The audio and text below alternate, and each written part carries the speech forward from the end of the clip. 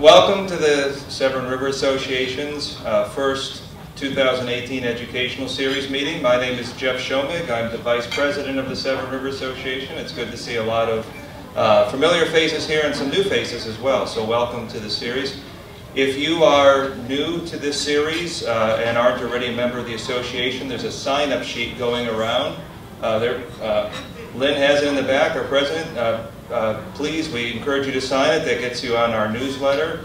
Get all sorts of interesting information, including information about our upcoming educational series meetings that we try to have about once a month. Our next one is February 20th, and that's going to be Richard Klein speaking about enforcement of various clean water, stormwater, environmental runoff laws, and so forth along the Severn River. His view of that, his view of ways that that can be improved. So we look forward to that talk as well. Today we are here to talk about the Forest Conservation Act. We have some great speakers who I'll introduce in a moment. Just a little bit of background as to how we got here. The association for a long time, for those of you new to the association, Severn River Association has been around in one form or another since 1911, I believe. So it's done a fair amount of work and advocacy over the past century. But one of the things that we as a board and officers were looking at recently is how can we be more nimble, for lack of a better word, in our advocacy on issues that matter to people who live in the Severn watershed. And so over the past several months, we have created an advocacy committee, and that committee's job, as it continues to form, will be to do everything from testify at county council or state legislative hearings on matters important to the Severn watershed and preservation, including the Forest Conservation Act, on particular development proposals that may be of concern, and also writing to representatives, getting involved in partnering with like-minded organizations who are involved in issues such as oyster restoration that may be of interest to us and importance to the Severn River. So in forming this advocacy committee, we hope to bring in people who are not currently on the Severn River Association board or officers, or maybe who aren't even on the association itself, who are interested in this type of work. Like everything the Severn River Association does, it's based on the time that you have available to offer.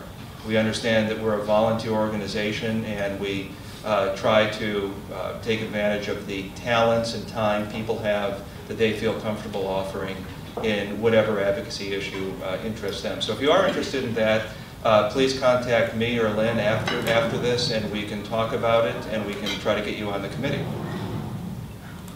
On this particular issue, the Forest Conservation Act, this is one of interest, particularly given the slide behind me. I remember when I first started getting interested in environmental issues, not long after college, I had learned that the Severn watershed was roughly 40% forest. And I thought, you know, that's pretty good actually. You know, a fairly densely populated area, roughly 40% forest, that's great. And then some years later, I learned about the Forest Conservation Act at the state level, the state law. And I thought, well, that's great too. That means that we're roughly going to stay around 40% all as well. But then probably like many of you over the years, I've noticed, and with increasing frequency, stands of forest being bulldozed to the ground. And I was always wondering, well, maybe those are replanted somewhere, but where? I don't see any forest popping up anywhere, or saplings or anything. And as we've dug into it a little bit more, and when I say we, various environmental groups, Tom Gay, our communications director, certainly Chesapeake Bay Foundation, League of Conservation Voters, and others have dug into this. What we've learned is that the Forest Conservation Act, which was designed, one, to help protect forests, and B, to help ensure that forests that are removed for development are replaced in suitable locations, that really wasn't working out very well, and particularly not in the Severn watershed. I don't know the exact numbers, and I don't think anyone knows the exact numbers, but in poking around, I've heard that roughly in the last 2 to 3 years, the Severn watershed has lost over, or Arundel County rather, has lost over 700 acres of forest, and at best people can account for maybe 16 or 17 of those acres that have been supposedly replanted. So our speakers today are going to talk about the current Forest Conservation Act, what it does, what it doesn't do, and efforts that are ongoing at the state level to strengthen that act, to close loopholes so that the now 28% of forest cover that we have remaining doesn't dwindle much more than that. So our speakers today are Rob Savidge, who is Alderman with the City of Annapolis, Anna Mudd, Chesapeake Bay Foundation, who will be speaking to us as well, and Ben Alexandro from the Maryland League of Conservation Voters. I'm looking forward to what each of them has to say. We appreciate them coming here to talk, and during the presentation, please feel free to ask questions along the way. Thank you. So I am recently elected Alderman for Ward 7 in the city. But before that, I'm also an environmental scientist. I've worked on the Chesapeake Bay restoration for over 16 years now. And so early in my career, I actually worked as I'll tell you what this is later, but a qualified professional. So I worked as a consultant who implemented the Forest Conservation Act. And then I got a job with the city doing development review and reviewing the Forest Conservation Act on the development projects. And I've been involved as an advocate, advocating for change to the laws, and now as an alderman I get to actually make the laws. So I have a wide variety of experience here on the Forest Conservation Act. So what is the FCA? As you know, it stands for the Forest Conservation Act. It was enacted in 1991. And it's a state law, and so the municipalities and the counties, they actually have to adopt and administer that law on a local level. And they're supposed to be administered and overseen by the state, but as you'll find out, that doesn't really happen by DNR. So the intention of the FCA is to conserve forests, but not necessarily to prevent it from being cleared. But again, the intention is to protect it, to conserve it, I should say, during the development review process. And so it does have provisions that we can use to protect the forest more aggressively, and I'll get into some of those. But really, when we're talking about forests, it all comes down to water quality. That's why it's so important to protect the forest, as I'm sure many of you also are well aware. So in the Chesapeake Bay program, when we look at the Chesapeake Bay model, forest cover has the highest value in terms of nutrient reduction because they are nature's filters and nature's lungs. And that, I think, is why one of the intentions behind the Forest Conservation Act and why it was passed. So there are a number of components I wanted to go over in the Forest Conservation Act. First of all is the forest stand delineation. You may hear me refer to it as the FSD. And I do have an example I can pass around here. Oops.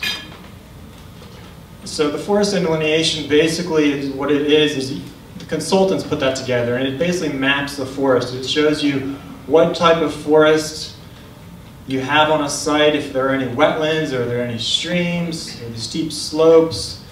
It looks at the makeup of the different trees, the sizes of the trees, and you can actually group that. It can be really fascinating because you can group it into just different stands is what they call it. And so when you do that, you also assess the health of the forest and whether or not it should get protected and what kind of status it has. So the first is a report. This is the FSD, and I'll pass this along. And you can see actually the analysis that the environmental scientists put into it. And along with that is a forest stand delineation map.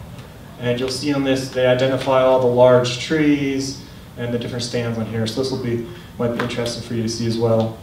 And the other part of the important component is the Forest Conservation Plan. And I'll refer to that as the FCP.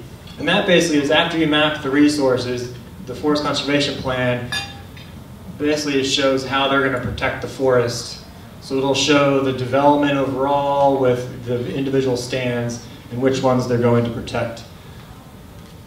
And I do have a plan. It'll basically show you what a forest conservation plan typically looks like. The other term you'll be hearing today is qualified professional, and this is something that DNR basically certifies these consultants to review and put together the FSD and the conservation plan. And so that's what I got certified as many years ago. So anybody who puts these together has to be a qualified professional.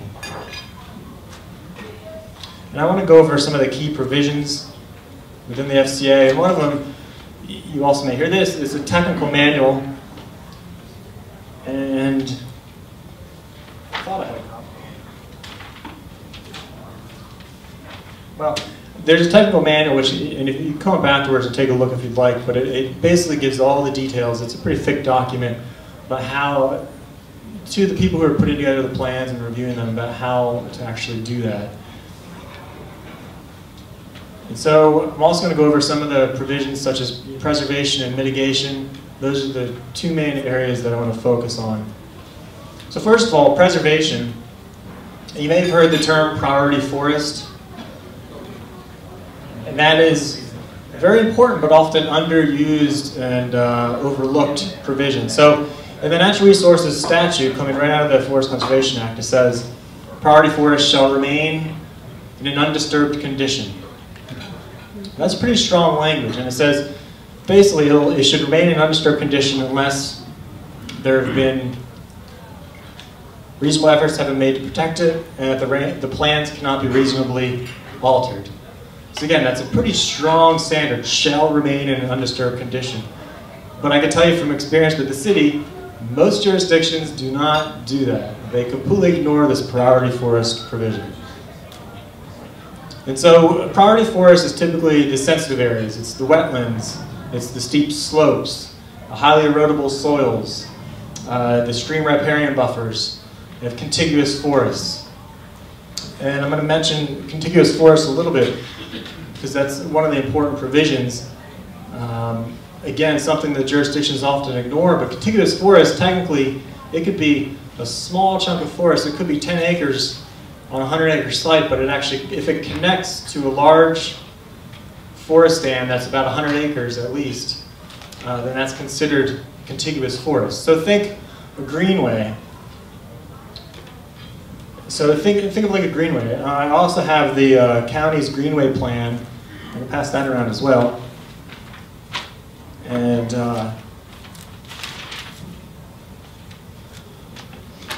so this can actually be used, and the county has done, this is the old greenway plan, I think it was from mid-2000s. But again, I'm not sure how well implemented that actually is. But so that can be used in the Forest Conservation Act. So I mentioned in here on the presentation about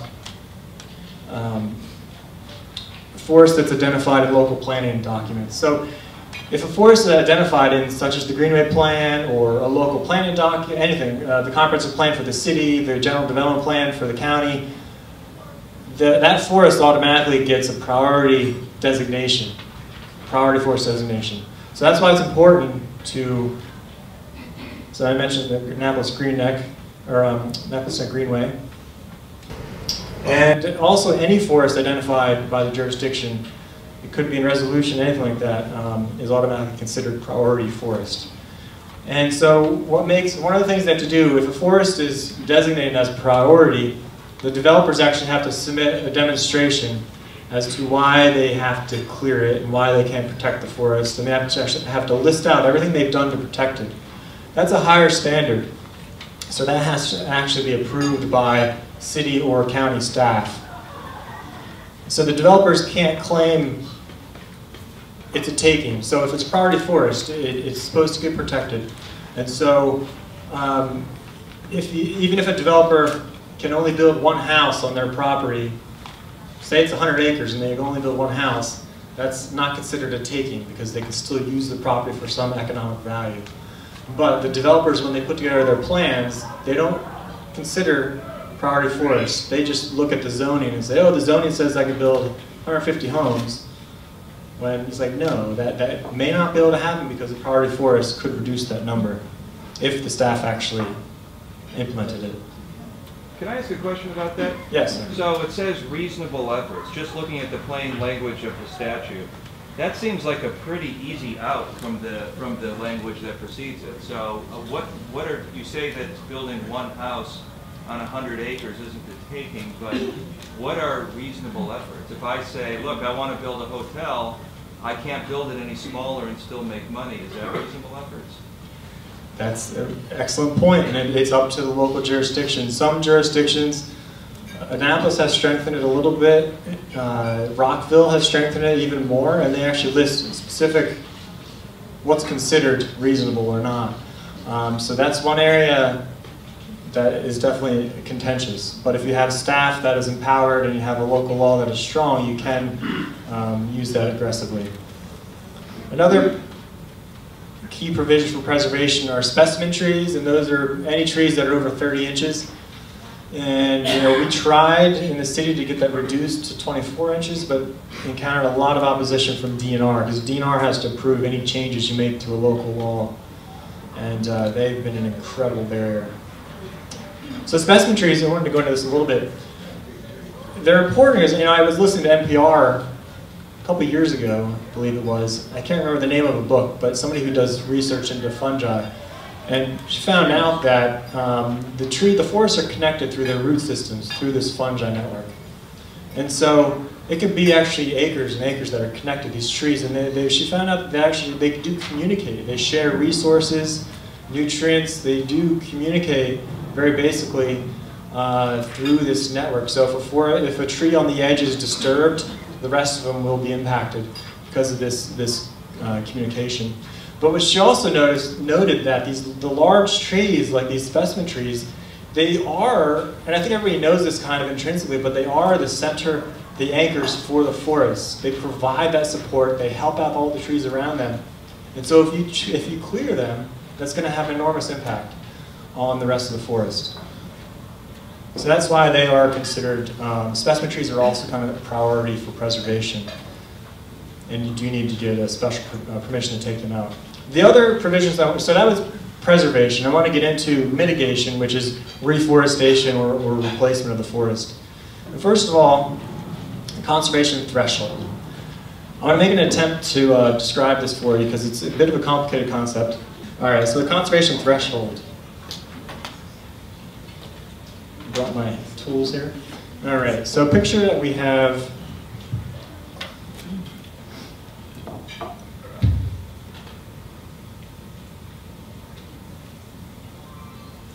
so this is going to be, so say this is a 100-acre, this is a 100-acre site, property out there. So get out my green and say, draw a line here, and this will be 80 acres of forest. So all this is forest. That makes sense. 80 acres of forest on a 100-acre site. This is not forested currently. So the threshold, for example, if it's 40%, would be right around here. And that means, so this is the threshold down here. So 40 acres. And so what it says is that if this is the threshold, the developer can clear all the way down to that threshold, that 40 acres. Well, they can clear everything, but if they go down to the 40 acres, this is one mitigation ratio. Currently, under the state law, and we changed this in Annapolis, state law, if they clear an acre forest, they only have to replace it with a quarter acre. Which is, yeah, it's not very much. So you can see how it ends up being a net loss of forest. So a quarter acre replacement for every acre removed. So if they come down to here, technically they only have to replace, that'll be 40 acre difference, so they have to take 10 acres. And I actually have some real examples of that in Arundel County right now that I'll go into my slide for in a minute. It's pretty egregious. Yeah, it is. And so 10 acre replacement under the current law. And so if they go below the threshold, it gets replaced, I forget now, I think it's like 2-to-1 or 4-to-1 forest replacement. It's a bit more aggressive. There's nothing that requires them to stay up here anywhere. It's just if they want to reduce their mitigation, they'll just clear down to here. This is what they call the break-even point. In a lot of jurisdictions, they don't consider any of the preservation stuff I just talked about. They just look at mitigation and they'll say, oh, developer, you can clear down to the break-even point. When, again, this has nothing to do with preservation. All it does is look at the mitigation rates. The first step is they need to look at what needs to be protected, and then they look at this stuff, but that's not what the jurisdictions have been doing. Oh, and another part of it, there's a reforestation credit, makes it even worse. So if they clear down to the conservation threshold, this right here, the bottom part, if they protect this, they get a credit. So in this case, they get 40 acres of credit to their mitigation, so completely wipes out their mitigation. It's a negative 30 basically. Completely wipes out. That's considered the reforestation credit. Is that an easement? Sorry? Is that an easement? Well, anything that gets protected under the Forest Conservation Act has to get placed into a conservation easement. Let's see, when the break-even point.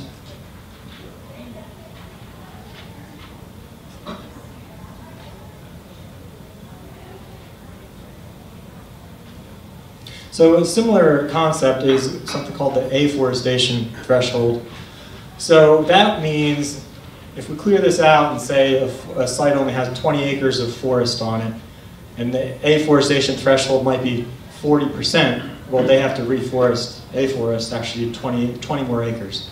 So I hope that gives you an idea. So if you play around with these thresholds, you can actually increase the amount of forest. So the afforestation is important in areas like, you know, North County perhaps, that don't have a lot of forest compared to some of the other parts of the county, and you can actually increase it using the afforestation threshold. So connected to all of this is the fee in lieu.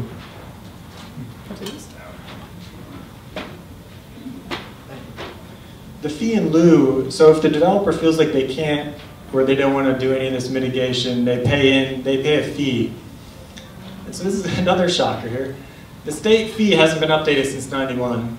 It's only $12,000 per acre that they have to pay. So that, and I forget the cost now, how much it costs to actually replace the forest, but anyway, it's much cheaper for them to just pay the fee in lieu. And currently it's $12,000 per acre. It's not an incentive to protect the forest at all. And so that's why, because of this, that's why the Forest Conservation Act operates at a net loss of forest. So in the city, we noticed a number of problems. The city was not allowing the forest stand delineation and the conservation plan to actually drive the development process. You're supposed to allow the forest stand delineation and, you know, where the forests are, what types they are, to actually drive the development plan. But they've not been doing that.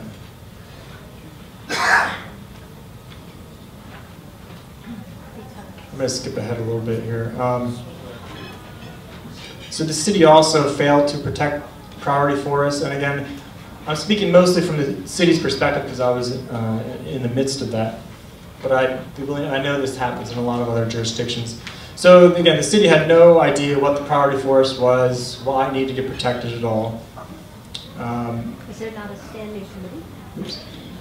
There's not a standing tree protection committee? I don't know if there is for the city.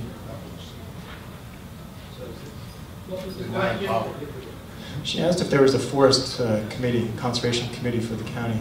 City. For the city. Oh, for the city, well, we do have Annapolis Environmental Commission, which helped draw these issues out and expose what was going on. Not very empowered. No, they're not very empowered. So we also had a problem in the city. The city wasn't allowing the public to testify on any of these priority forest provisions. We would go to testify to say, hey, this forest needs to get protected for X, Y, and Z reasons, and they completely shut us down, said there wasn't any kind of process for that. And like I said, they allowed developers to clear the break-even point. Let's skip ahead here. I'm going to go to a couple case studies. One of them we had was called Parkside Preserve, also a reserve of Cloudwater, some of you may have heard. And in this situation, it's right next to Quietwaters Park, and it's about 100, I'm sorry, what's the acreage? It's about 40 acres, I believe. And in the headwaters for the park, and there's priority forest there on the site. And this really is the case that made it apparent to us that the city wasn't following the law. They actually did give the developer permission. So he went through the developer went through the whole process, mapped the forest, identified what needs to get protected. But he did all that at the same time. So instead of letting the actual forest design, the site should drive the direction of the design, and the design should not drive the direction of the site. But oftentimes they try to go in there and create the site they want. So the city granted them approval to clear the priority forest, and so many of people, myself included, spoke up about that. But we also had a qualified professional. Remember, those are people certified by DNR. They actually altered the data to more easily get permission from the city to clear that forest. And so I submitted a complaint to DNR saying, hey, you're supposed to be policing these consultants. I went through a large documentation. Here's how they violated the law. They committed fraud, misrepresentation. The DNR, after saying I'd get a public hearing, completely dismissed it. And they would not provide me any information through the Public Information Act. They said it's basically a black box. They're not revealing how they police these consultants. And so the problem is, and again, as somebody who worked in the city, these developers hire these pet consultants who will tell them what they want to hear and lie in many cases. And so we need to eventually get to a point where we can get these consultants driven out. That's the infamous hard gun. Sorry? That's a hard gun. It is a hard gun, Expert yeah. witness report. Yes, exactly. And so the city, this ended up costing the city $1.5 million. And so that money could have been spent in many different areas. Yes, sir. I don't know if it's legal, but one of the things that planners have noticed everywhere in the world, countries they've been working, is the English language being used. Parkside Reserve. Every place, when I started out as a planner in 1970 in New York City, what was interesting was the names chosen by the developer for the site implied that they're doing something that's involving the forest or preserves. And yet, that's how you know that in fact it's being bulldozed. So my question is, do you know of any case anywhere in the country where someone's attempted to police the languaging process? How you can name things the opposite of what the developer's plan is really doing? Yeah, I don't know. LED process. I agree with you. It's rather ironic when they do that. It was a laughing matter among the planners. And since we couldn't legally go to the sample homes of the developer and say, hey, public, as they go through a sample house, there's not going to be that forest that you think is going to be next to there, because he's already submitted the plans, they're going to wipe it out. And we can't stop that. So all we could legally say was, hey, potential buyers, please talk to the planning department before you make your decisions.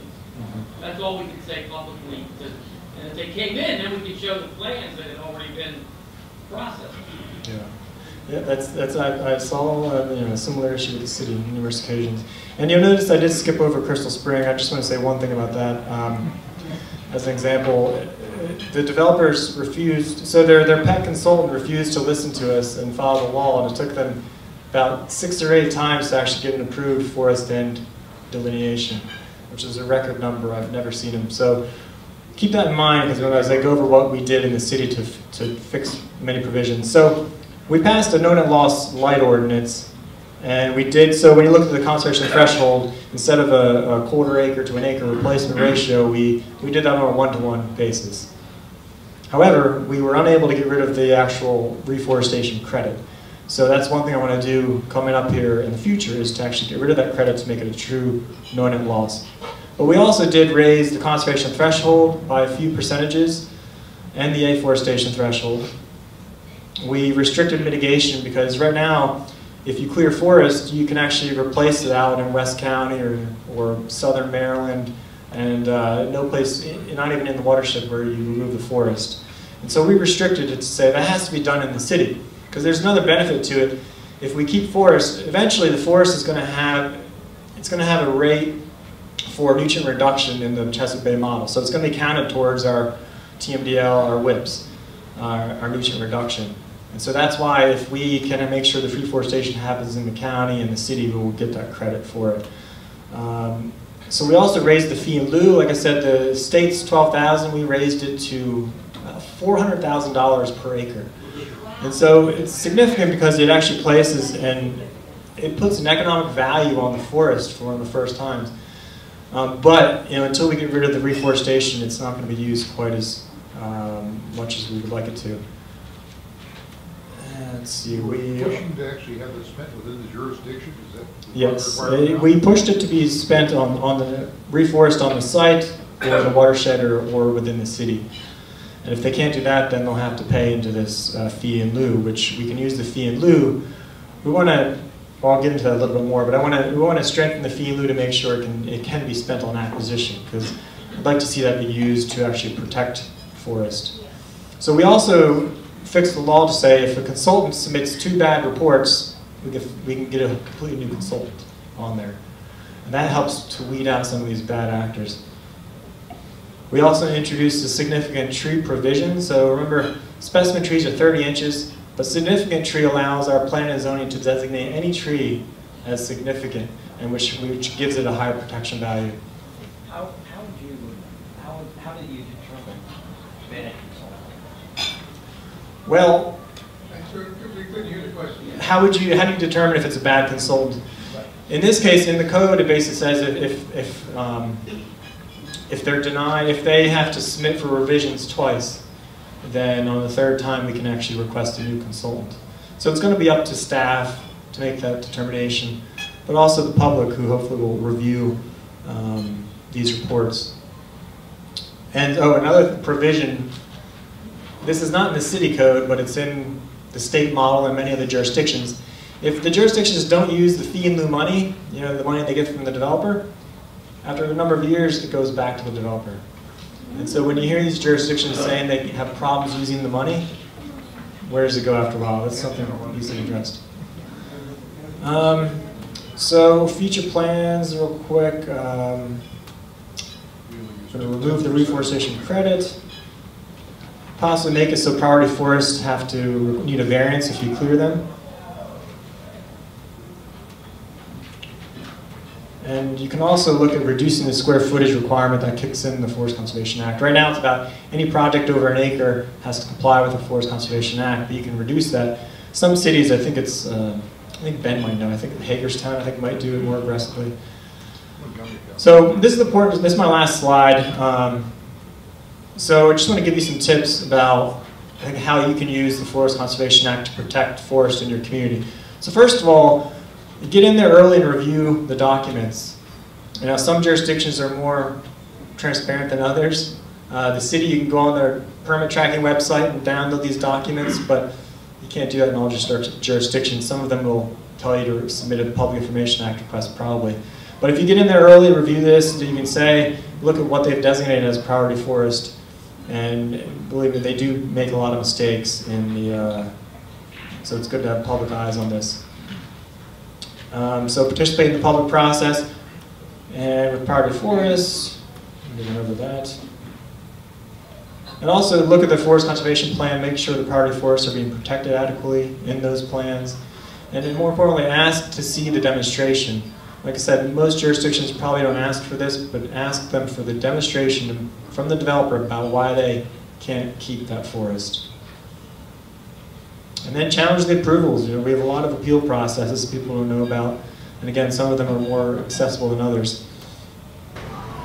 And remember what I said about participate in the comprehensive plan or the general development plan process, because if you get forests included in there, identified in there, they automatically have a higher preservation status if the jurisdiction actually enforces the priority forest provision. So, but it's definitely a starting point. And again, hold the qualified professionals accountable.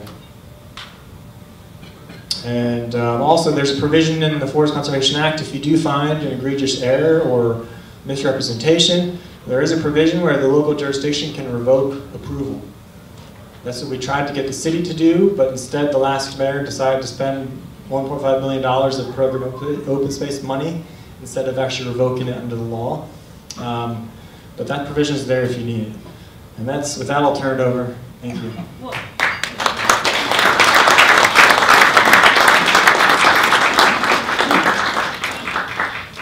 While she's loading that up, can I ask you? Yes. How would the public be able to determine whether or not there was a priority forest or whether or not there were priority trees because you'd be trespassing on private property to get a measurement.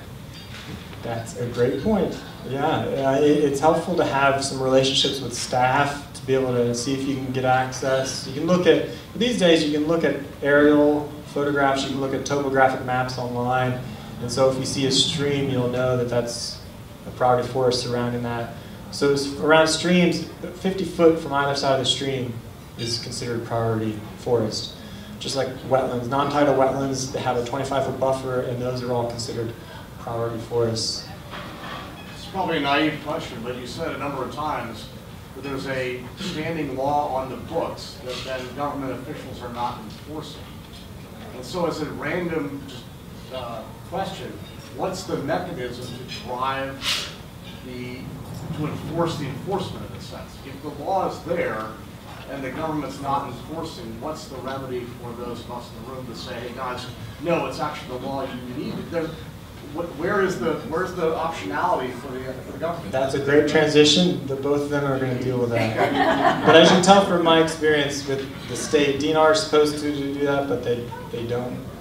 And so that's another problem, because what are you going to do? And the legislature says, well, why do we pass another law if they're not even enforcing what we have in the books now? So it's difficult, but they'll definitely do that. That's a great question.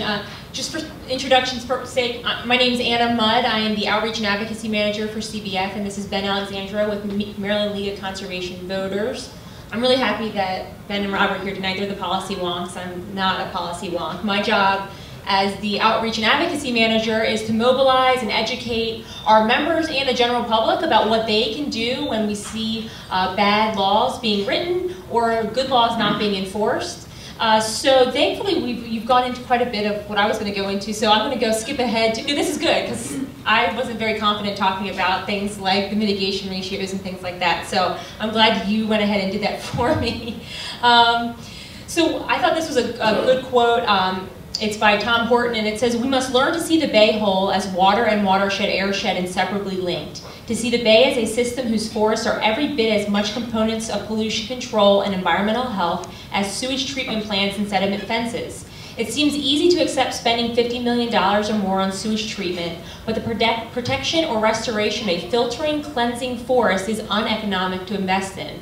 Forests, so vital for wildlife, clean water, and clean air, must also be seen as essential to restoring the bay and to maintaining our quality of life. We must regain the bay's natural resilience through the natural systems like forests that help the bay help itself." So we went into a little bit of this already, but I wanted to share some more examples of this ratio. Oh, real quick, Arundel County, this is actually not even an up-to-date chart, but between 2009 and 2016, 682 acres were cleared, only 61 were replanted. So Arundel County actually had a net loss of 621 acres because of this, this stupid formula, for lack of a better term. But I wanted to share some examples here of pictures here. Hold on one second. So in 2006, this is a development called Parkside's Executive Townhomes. It's in Hanover, Maryland, which I think is right on the northern edge of Anne Arundel County, right? So that was 2006. 2017, here's the development in its place. So you can see from the original picture, this is a large, contiguous, mature forest. And then this development went in, which for a tree hugger like me, that's sad in and of itself. But the real egregious issue we have with this development is that from the development, forest clearing permitted without mitigation, 118 acres. Actual forest cleared, 135 acres. Total replanting requirement, 21 acres. So that developer was allowed to clear 114 acres without having to replant a single tree, which is where we really take issue with here with the Forest Conservation Act. Here's another good example here in Glen Burnie, Maryland. So that's the development that went into, this is 2006. This development went in 2017. And this is right in the Patapsco Tidal watershed between Marley Creek and Stony Creek. I'm not sure if you guys are familiar with that area, but here's what it looks like now. And you can see that little green speck right there. That's what we would consider to be priority forest, right? That's the last bit of contiguous, mature forest in this part of Anne Arundel County. And yet, developments like this were allowed to take place in it. So these are the real issues we have with the Forest Conservation Act, and this is why we want to see it fixed. Let me see here. So some of the take-home points, both from what Rob was explaining and what I showed you, is that priority forests are not being retained. Their ecologic, economic, and social value is not being reflected in the Forest Conservation Act's mitigation scheme, which was this formula here. Intact, contiguous forests continue to be fragmented, parcelized, and cleared entirely to the point where the FCA has virtually no impact on the most heavily forested sites. Local forests are critically important to local water quality and quality of life, and the Act needs to be amended to ensure that those local benefits are not being lost. So I want to get into a little bit about what you guys can do as private citizens and the Severn River Association can do as well. So there's a lot of different ways you can advocate for a cause you believe in, and I was talking to the organizers earlier this month, and they said that, you know, folks in this room, some of you have advocated for water quality issues for years, and some of you have maybe never done anything like that before. So I want to go into a little bit of the basics here. So the first thing you can do is communicate and interact with your legislators and local government. As Rob mentioned, going to these hearings, making sure that you know what's going on in your local communities is really important. But contacting your local elected representatives by phone or email is really crucial as well. This year in the Maryland General Assembly, CBF and the Maryland League of Conservation Voters, we're going to be fighting to improve and strengthen the Forest Conservation Act. I think everybody got this handout, right? I passed them around at all the tables. So we have a bill that's filed. Would you like this one?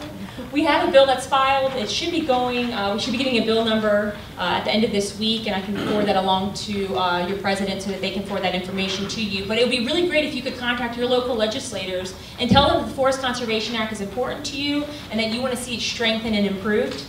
You can also write letters to your elected representatives encouraging them to take action and vote in favor of strengthening and improving the Forest Conservation Act. You can follow city and council agendas and attend public hearings locally or in Annapolis to speak in favor of clean water policies and initiatives. And one thing you can do that I think is not highlighted as often, but you can provide political intelligence on issues of concern to the community related to clean water. A lot of times we hear about things that are going on through phone calls to our office. And unfortunately, by the time the bulldozers show up, it's too late. And unfortunately, that's the time when most people start to notice what's going on. But if you know about a development or a piece of property that's slated for development that you think is considered priority forest, and you want to make sure that it is being mitigated properly, feel free to give our office a call and let us know what's going on so that we can work with county and city and town staff to make sure that all the rules and regulations are being followed. As Rob mentioned, relationships with county staff are sometimes really important here, and while private citizens might not have those relationships, we have those at CBF. We have a staff attorney, we have senior scientists, and you got folks like me answering the phone, so we try to do what we can. Another thing you can do is get your community involved. Writing letters to the editor of your local newspaper is really actually a great way to raise awareness about this issue.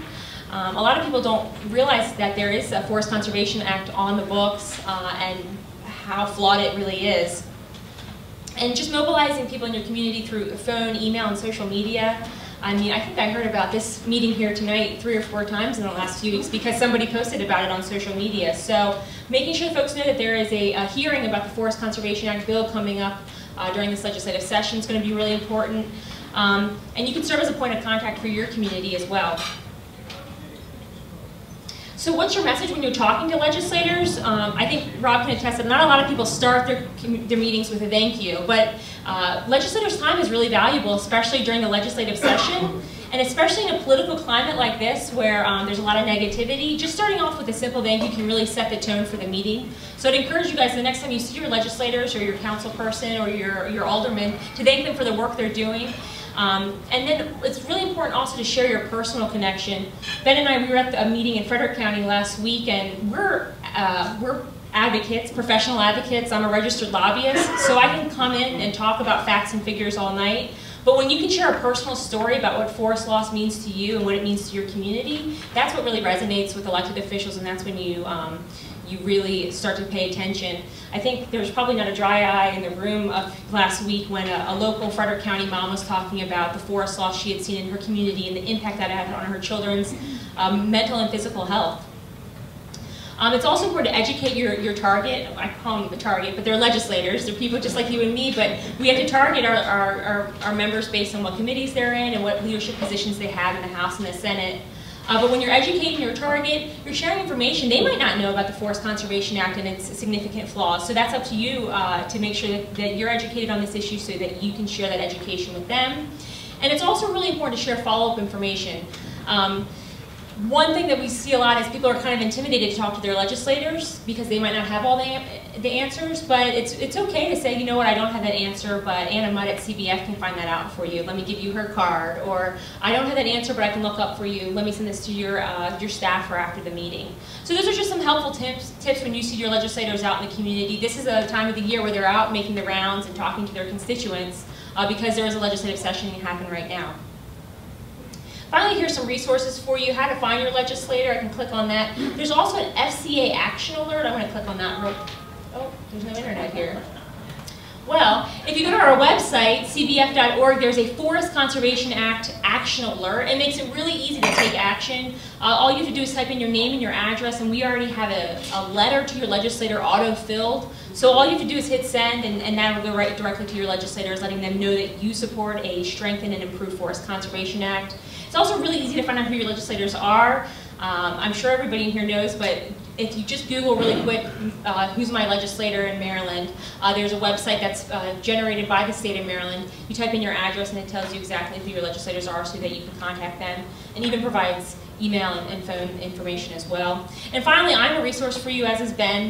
We're here to help you guys make your community stronger, more effective advocates, and to make sure that forest retention is a priority in the state of Maryland. And to your question, I think directly, well, what can I do when I see these laws not being enforced? I think at DNR there's one staffer, right, dedicated to the Forest Conservation Act.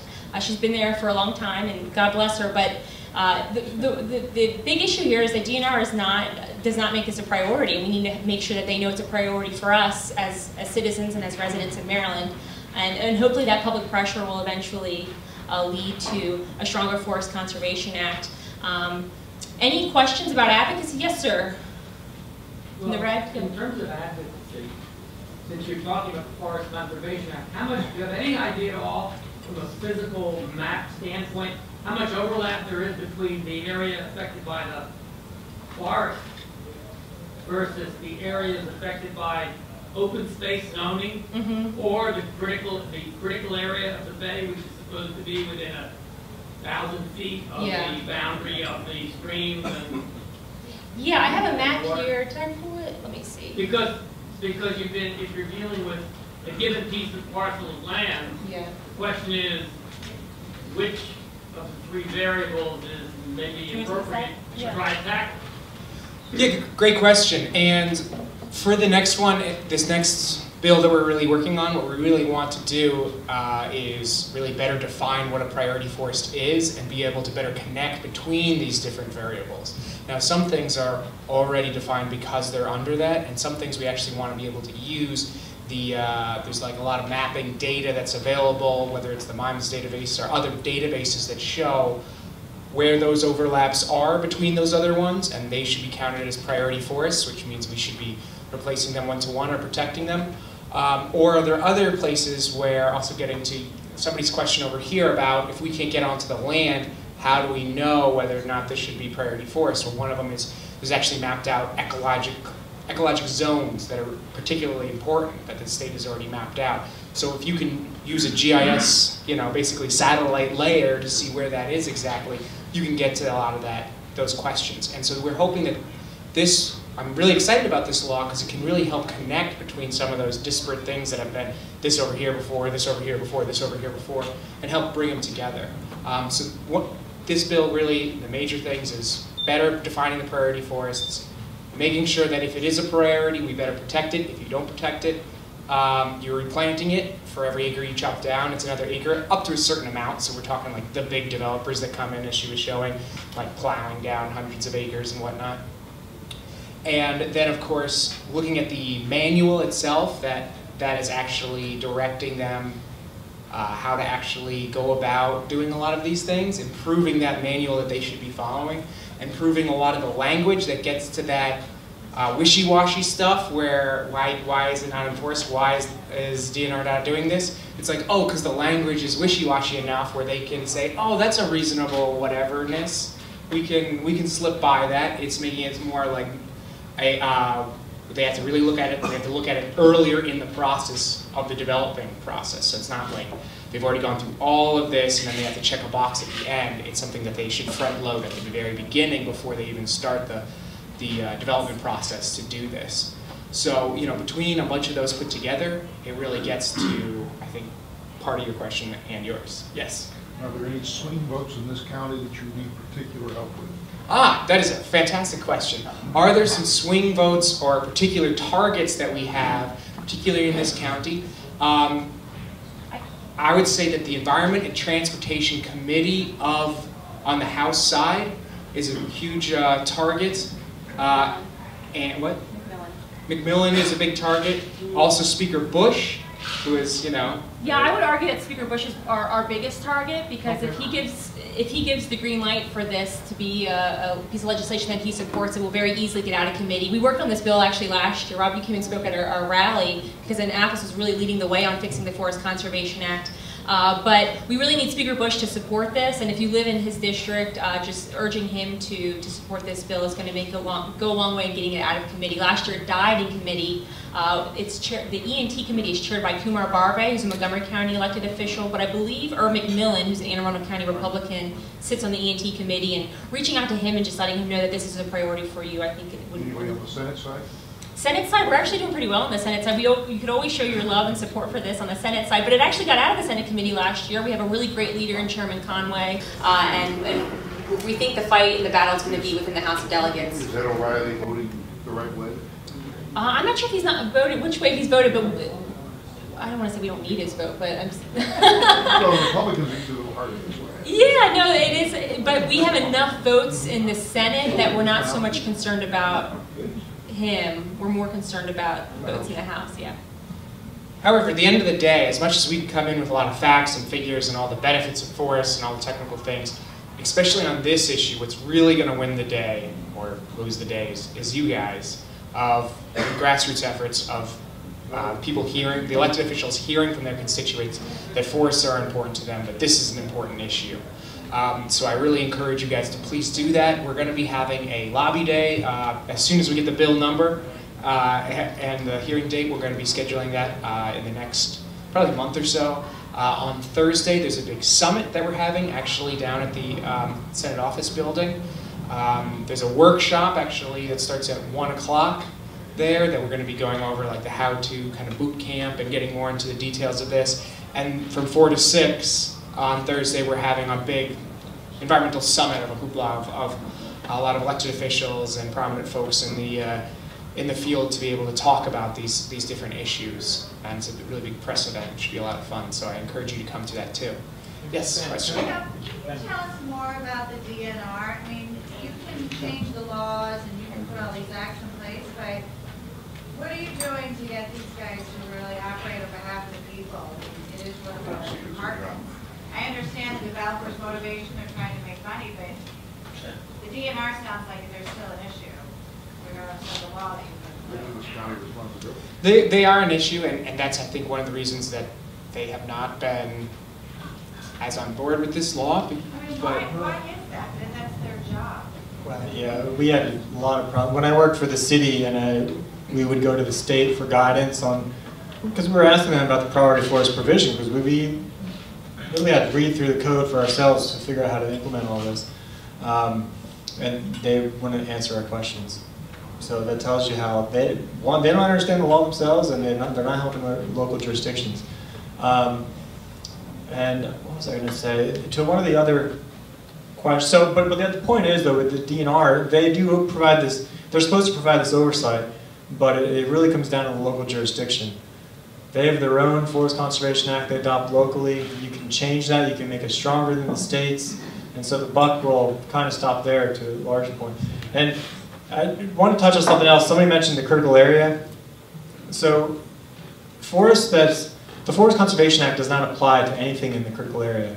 So those are basically two separate laws. And We've gone over the problems with the Forest Conservation Act, and the critical area has its own issues. They have their own very low fee in lieu, their own mitigation issues.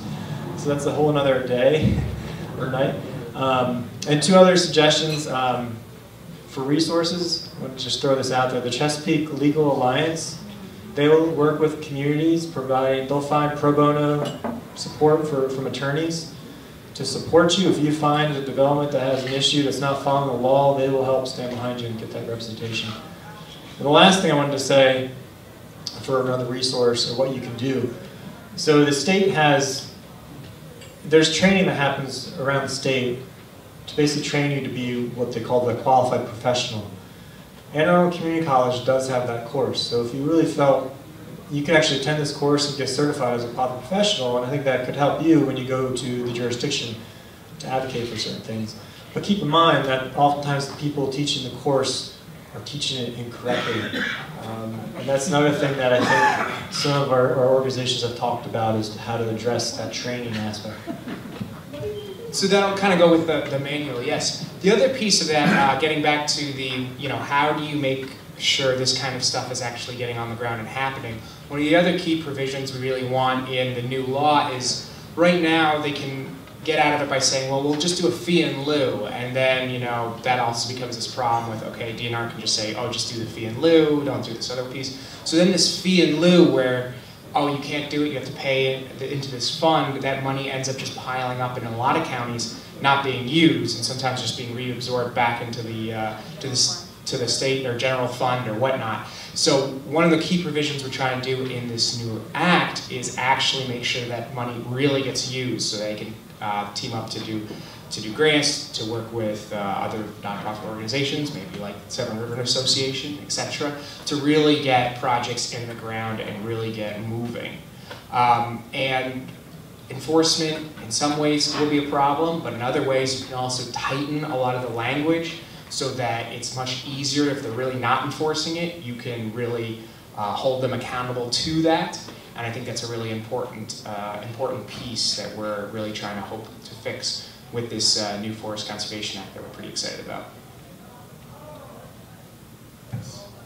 Ms. Mudd, you talked about educating the target. Mm-hmm.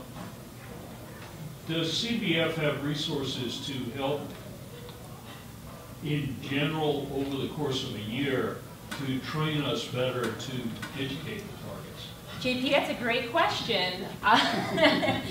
John Page and I were colleagues at CBF, so he was just setting me up there. But we offer a voices course at CBF. Every fall we host a class. It's a 6-week course, and we essentially train people to be better advocates for their community on all environmental issues. This past year, Frederick County has been a big target of ours. They're losing forests at a really high rate. So we moved the class to Frederick County, but we're going to be bringing it back to Annapolis in October. The registration opens up in August. We sell out every year, so I'd encourage you guys, if you're interested, to look at our website in August. I can also send out an email with the link in it once that comes about. But it's a 6-week course. It's 2 hours. We have experts come from all over the state to teach you how to be better advocates, both in forest conservation and water quality, and oyster restoration, and ag preservation, all of that stuff. The name of that course again? It's called Voices.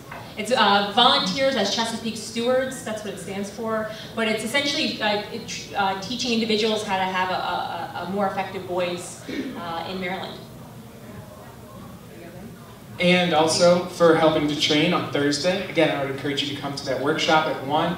Another thing I actually brought with me as a little educational tool right here is actually what we're probably most well known for at the Maryland League of Conservation Voters that I'll pass out in a moment, is this environmental scorecard where we actually score elected officials, state level elected officials on key environmental votes and hold them accountable.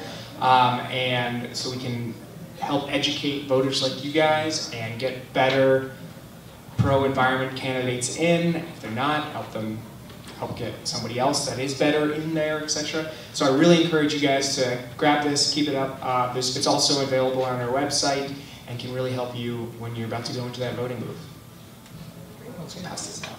Before the voting booth, write a check to the candidate who will get rid of the worst offenders or is one of the good guys. That, I think that's more and more important, because the developers are the guys who write the checks. That's who it gets listened to. Write your own check, then you'll get listened to. As an elected official, I really appreciate that. Yes, sir, way in the back. This is a question kind of city level. What's sort of Gavin Buckley's stance on increasing the Forest Conservation Act in Annapolis specifically? What have you seen in the past few weeks, really? Well, fortunately, he's largely ceded to me in terms of following my lead in terms of environmental initiatives, and I'm not going to argue with that. I think so. I have plenty of initiatives I'm going to lead with, and he's already told me he's very supportive, and we do have him saying that he wants to actually pass a true no-no-loss ordinance for the city. So yeah, I'm very excited about the potential we have here in the future. We have a number of other elected officials, aldermen, who are supportive of the environment.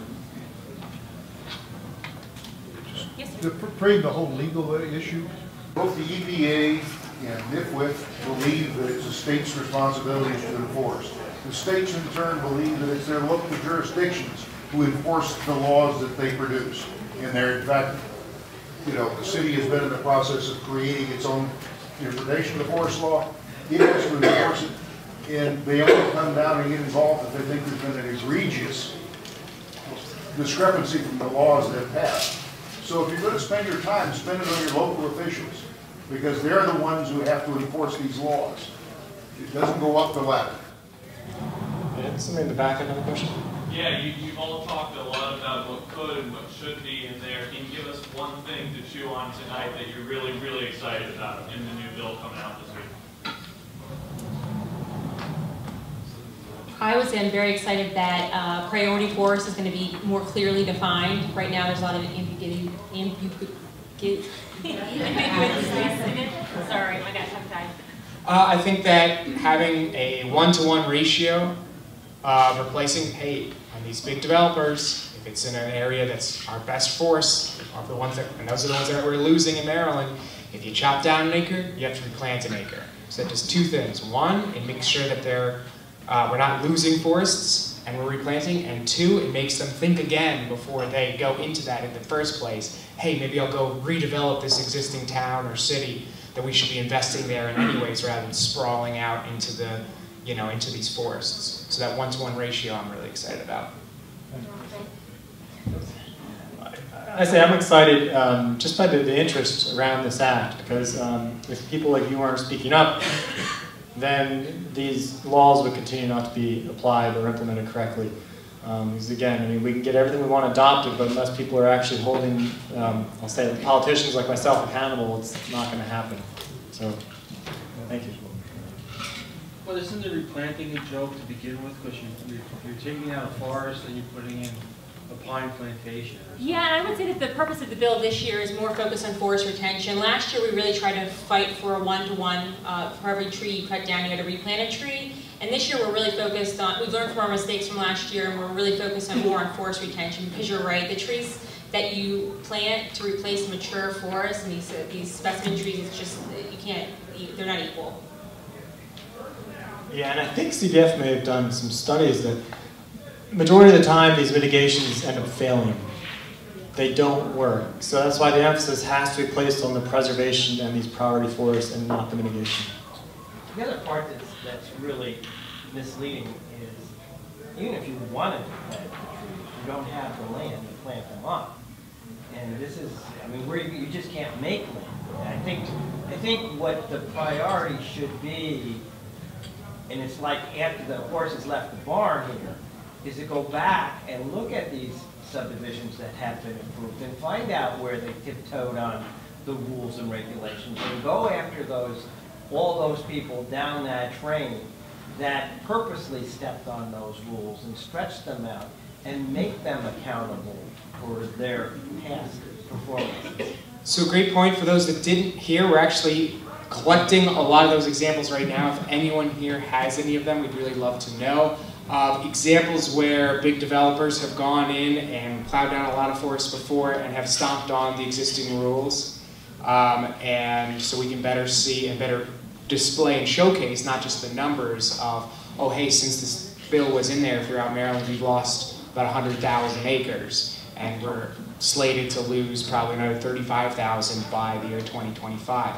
But rather, hey, here's this real example that you can see and feel and touch that will really help us when we're having this new one where they won't be able to do that so much.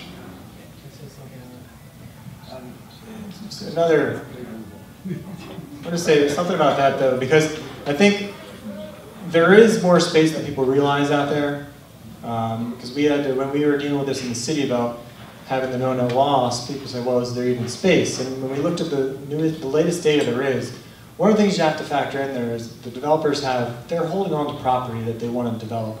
But if you raise the fee in lieu, which is what we did to have almost $500,000 per acre, that means that they're going to want to do the mitigation because it's going to cost them more money to protect the forest. It's going to cost them more money to clear the forest. So they don't want to do that kind of mitigation versus just paying into this bank. And so I think that has to be a part of it if you want to get, and I agree with where you're trying to go with that. Yeah, and I agree, and that's something that we hear from the developers all the time, like, oh, we're going to run out of land, which is ridiculous, unless they're saying that every single, do you want to plow the entire state? It's just going to be one big parking lot? I don't think that's reasonable. There's a lot of opportunities, a lot of opportunities we can do this. It's also, as you fix these, there's opportunities for other folks that want to do like forest banking, mitigation banking.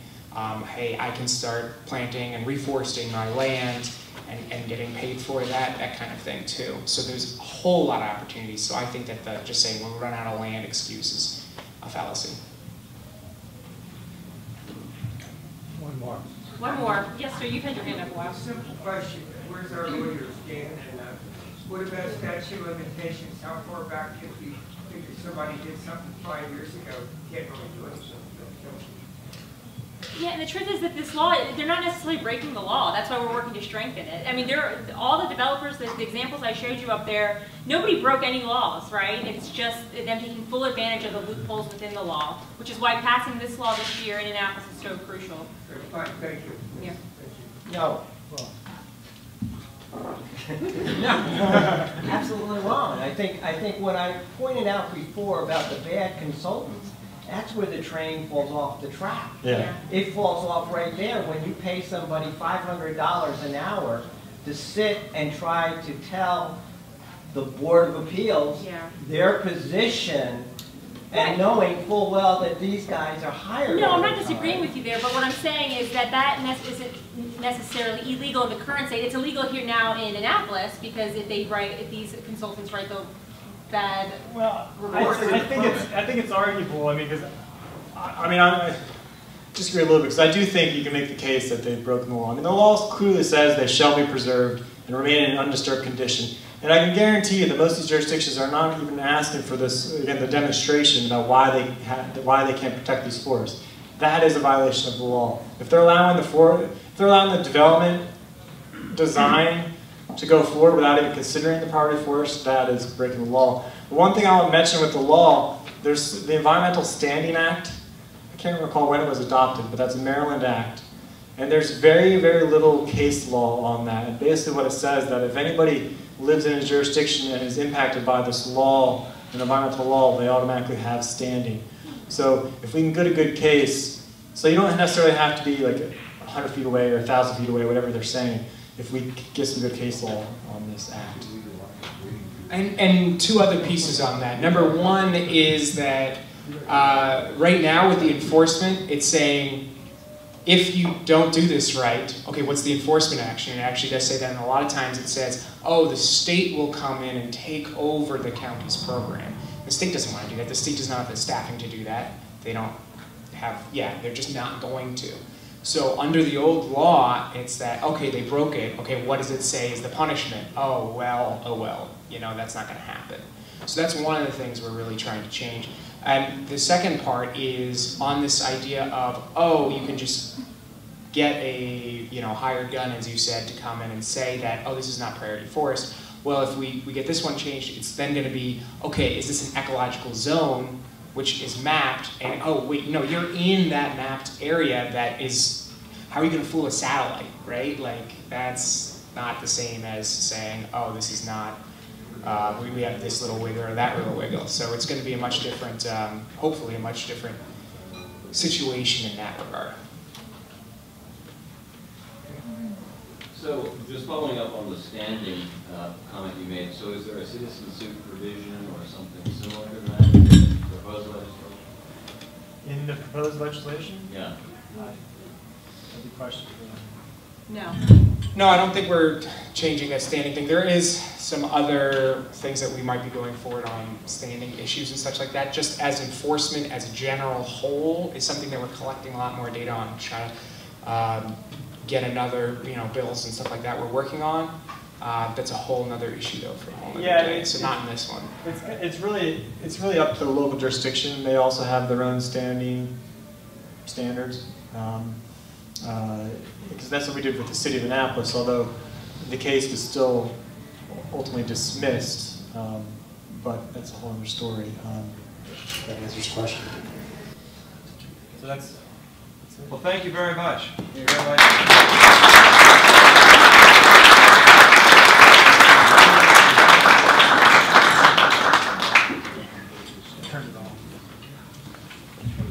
So I'll take the MC's prerogative for a closing statement and one last question, general questions. The closing statement is, I think it relates to a question about how do we get the DNR to enforce the law? How do we get politicians to be interested in this law?